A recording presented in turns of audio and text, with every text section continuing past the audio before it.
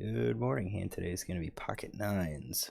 We are early position. We open raise, and we get two callers from mid position.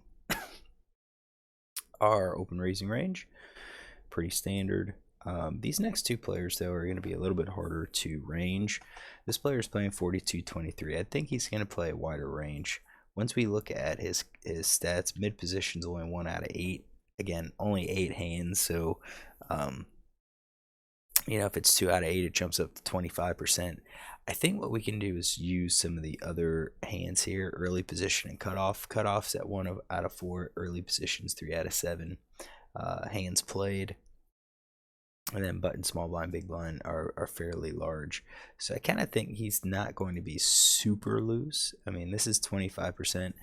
This may be what he's playing. Could be a little bit looser. I'm going to take that 24.3. I think we need to add something more.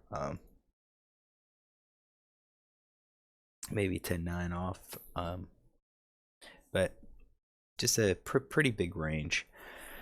This next player, I'm playing just a slightly tighter range. He's playing 27-6. He's in the cutoff now, and the cutoff's playing about 17%. That's, again, 1 out of 6.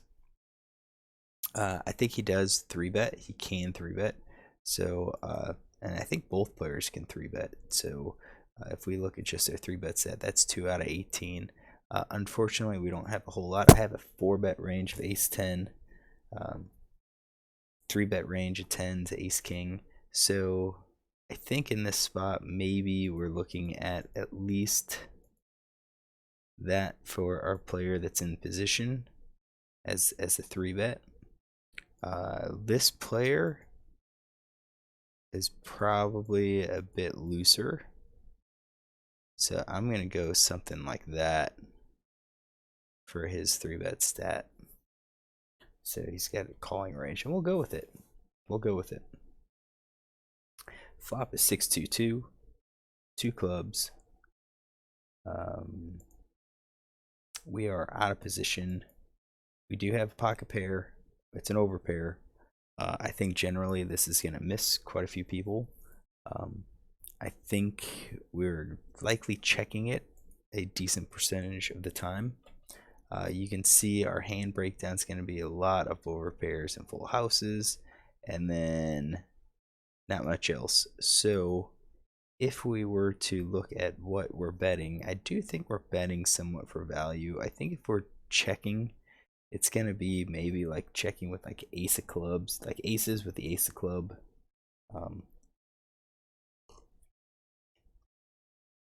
As if we check with those, we know we're blocking the club draws, or at least the ace-x of clubs. I think we can bet probably our flush draw for balance, and then we're looking at, what do we have? I think some of our 2-card backdoor flush draws can be bet, and I just kind of feel like we're gonna have too many hands that we bet if we bet all of our overpairs. So I think maybe like aces and kings, and maybe even queens we can kind of check here. These we're less concerned with a card coming, with an overcard coming to beat us. These we don't really want. Any overcard's going to be scary, so we can bet. I feel like that's going to be our play. And then we've got our flush draw that we're betting. We've got some overcards, some 2-card backdoor flush draws that we're betting here. And then maybe some no mate hands. So we got 2s and 6s. We don't really have anything low that kind of fits our 6 and 2 range, like a gut shot down there. Maybe like 7-8. Maybe we use like 7-8 and 8-9, just kind of as a bluffing range here.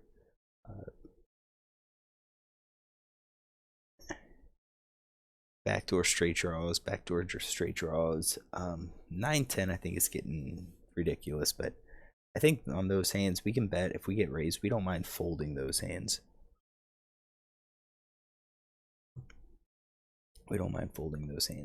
So I think that's probably what we're looking at. for our bets. So what do? I do see bet. I bet half pot. I think we could probably go a little bit smaller here on this board, out of position.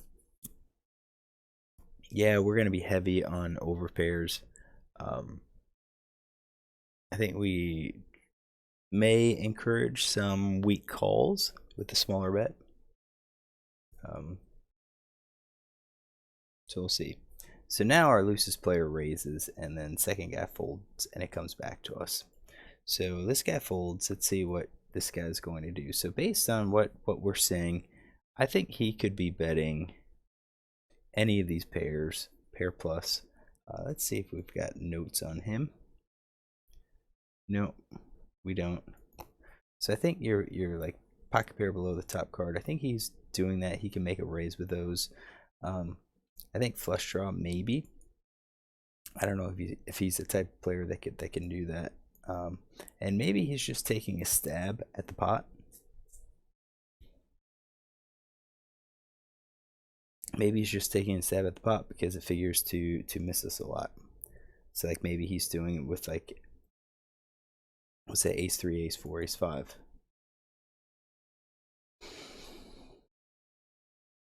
Maybe the flush draw is ace 3, ace 4, ace 5. So maybe he does it with those hands. It comes back to us. We have a pot, you know. I don't think we can just fold yet. I don't think we can fold and say, well, he has a 2. I just don't. I think he's got other hands that he could possibly be doing this with, including like 7s or 8s. So when it comes down for us to call, I think at this point we're getting rid of our no-made hand. We're gonna call with our overpair. I think we're gonna call with our full house. I don't think we want to raise. I mean, we could. I think if we raise, we're raising it up to maybe like 30, and we're hoping.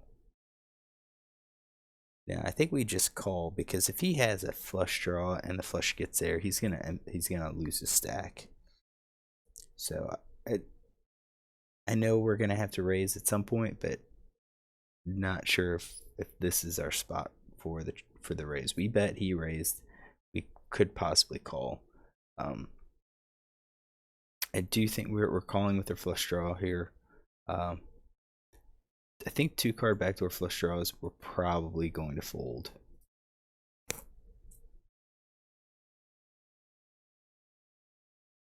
So I think that's going to be our range.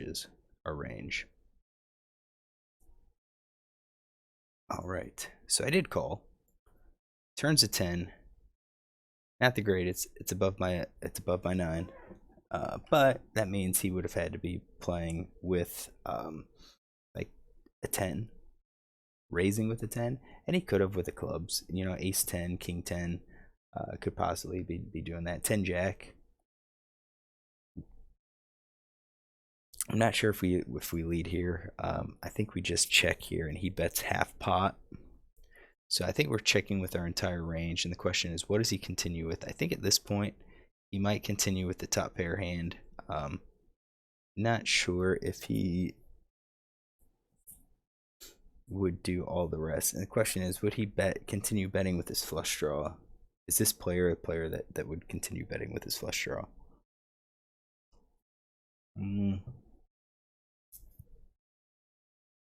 Maybe.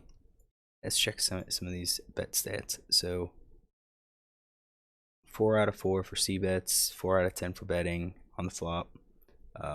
2 bettings, 1 out of 6. So this is the second time. Raises the donk. C bets a lot.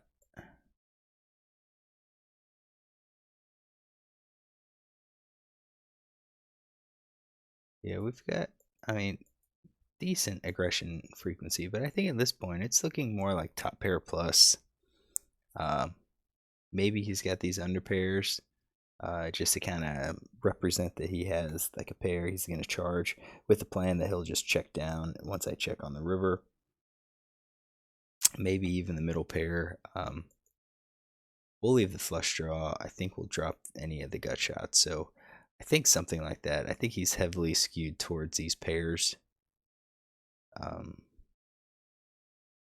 That's a half pot bet, so maybe the middle pair and pocket pair below top card isn't isn't really in his range.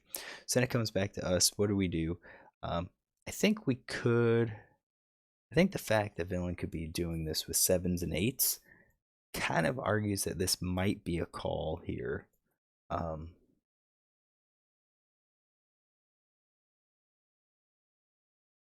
We are getting, we need like 25%. We're getting 3-1 in our call. I think we're getting it with a flush draw. I don't think we're getting it with our gut shots. But the gut shots are the clubs. So I think we've got flush draw that we're calling with. I don't know. I kind of think 7, 8, 9 maybe get into a fold. So I kind of think 7s are a fold. Maybe 8s. Like sometimes 8s. Sometimes you call them. Sometimes you fold them. We'll just leave them in there now. And if he bets again on the river, I think we're going to have to fold. I think he's demonstrating he's got something good. I mean, he could be just betting as a bluff too. I mean, 3 bets. We check. He checks behind. So that actually, I think for us, if we had a full house, maybe we take a shot at betting at this point. And that's how I was thinking. Maybe with a full house, we raise on the turn. I think if we do that with the full house, maybe we're going to have to do that with those flush draw that are also the gut shots too. That could have been a strategy. So I think you can eliminate the full house, which kind of leaves us with like overpair, good 2-pair, top pair. I should say on the turn, maybe that overpair is where we raise. Kind of represent that we have the jack. I think 10x is going to call, but if we had jacks, it makes it less likely that he has like jack 10. So he checks behind. Once he checks behind, I think we can eliminate quads and full house.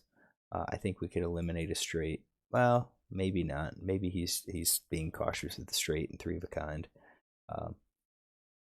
Maybe he's worried that we have something. I think that's unusual. I think we're looking at these top pair, pocket pair below the top card is what we're looking at. So he shows 5s. I had eliminated those 5s at some point there. So I wasn't quite sure if he would have bet those again. Once he does, I do think those are hands that would check behind. So that kind of makes me think maybe the straights and 3 of a kind are hands that he would bet, continue betting. Maybe even the top pair. So he had 5s. Kind of had what I was hoping he had, one of those under pairs. And I took the pot down. So if anything, I think the weakness is not really having any sort of aggressive action other than c betting. You know, once we raised, what hands are going to be check raising on the flop? What hands are going to be check raising on the turn? What hands could lead on the turn? I think if I check raise, he's probably just going to fold 5s. So it's possible that the way I play this hand, just try to maximize value. But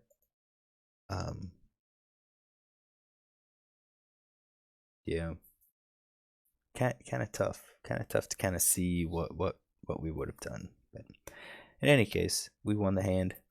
We were kind of close. Hand tight was there. Wasn't sure. We now know, you know, he would bet with those, with 5s, continue betting with 5s. So I think what we'll do is we'll probably end here, take some notes on this player, take some notes on the hand, and then start looking at hands for tomorrow. All right, hopefully you enjoy it. Talk to you later. If you like this hand, come back, see tomorrow's.